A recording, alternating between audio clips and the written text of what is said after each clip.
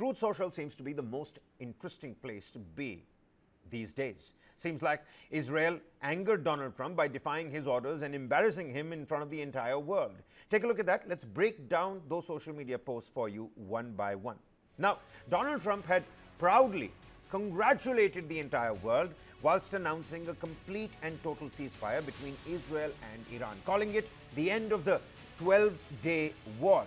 Although it was just a matter of time that both sides resumed hostilities, violating the truce deal. Then he again reiterated and wrote that the ceasefire is now in effect. Please do not violate it. This is the US president saying, please do not violate it. Visibly angry, US President Donald Trump lambasted the two nations and said they don't know what they're doing. Listen in to exactly what he told the reporters before he was leaving for that NATO summit. There's a one rocket that didn't land, that was shot, perhaps by mistake, that didn't land. I'm not happy about that.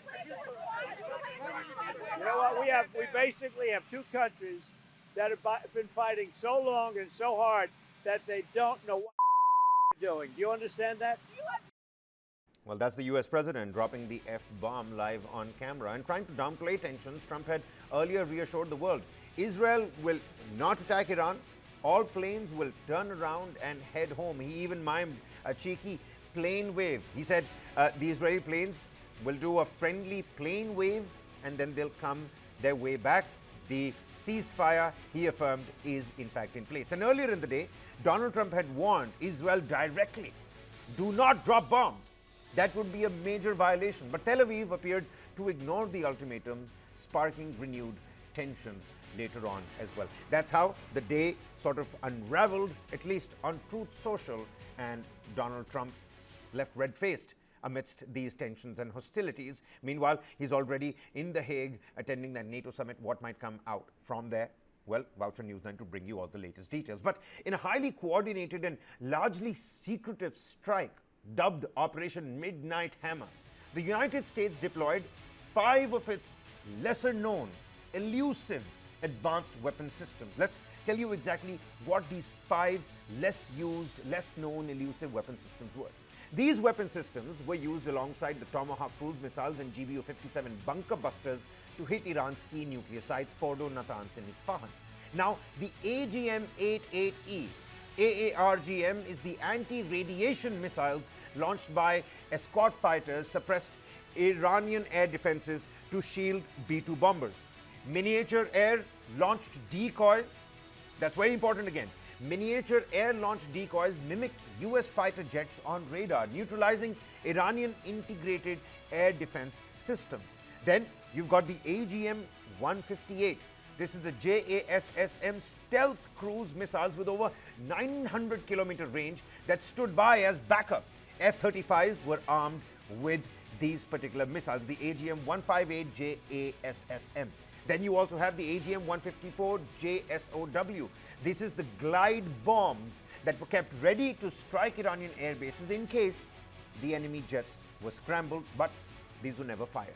The most important of these all is the EA-18G Growler, US Navy's electronic warfare jets that jammed radars and blinded Iran's command centers throughout the strike. These are the 5 lesser-known weapons that were incorporated in Operation Midnight Hammer as the B-2 pilots took on that grueling journey of 36 hours, sometimes refueling mid-air as well, and the decoys that left towards Guam. And before strapping into the cockpit of the US Air Force's B-2 Spirit, the stealth bombers for these missions that can stretch beyond 40 hours, these pilots, these are special pilots. They undergo weeks of preparations that considers everything from flight plans to exactly what to eat. Mind you, there's a little cot in the B-2 cockpit also when the pilot wants to rest. Here's a complete report on what happens in terms of training for these B-2 pilots. Take a look. The U.S. Air Force's B-2 stealth bomber played a key role in strikes against Iran's nuclear sites on Saturday. The U.S. military said 7 of the bombers were used in Operation Midnight Hammer to fly for 18 hours from an Air Force base in Missouri to Iran to drop precision-guided munitions on 3 nuclear sites. The cutting-edge design of the B-2 includes features that make it stealthy and reduce infrared, radar, and acoustic signatures. but the flying wing's success ultimately hinges on human performance. And intercontinental multi-day flights demand extraordinary endurance from its two-person crew. Diet is carefully considered, and pilots go through sleep studies in advance of missions to see what wakes them up and helps them sleep. Reuters spoke with one retired B-2 pilot who said his go-to meal for the multi-day flights was turkey sandwiches, without cheese. The blander, the better, he said. Some pilots also sneak in sunflower seeds to stay alert between meals. The B-2's cockpit includes a small area behind the seats, where pilots can lie down on a cot. While the B-2 can fly 6,000 nautical miles on a full tank, most missions require multiple mid-air refuelings. It's one of the most dangerous aspects of these missions. Refueling is done blind. Pilots can't see the boom extending from a tanker full of gas attaching to the B-2 16 feet behind their heads. Instead, they rely on visual cues from the tanker's lights and memorized reference points. While updates to the B-2 software since its 1989 debut have improved responsiveness to pilot commands, flying in these tight formations at high altitude remains a challenge, and the process becomes increasingly difficult as pilot fatigue sets in. The B-2 costs about $65,000 per hour to operate. Over the coming decades, the Air Force says it plans to replace the B-2 and B-1 fleets with at least 100 B-21 Raiders.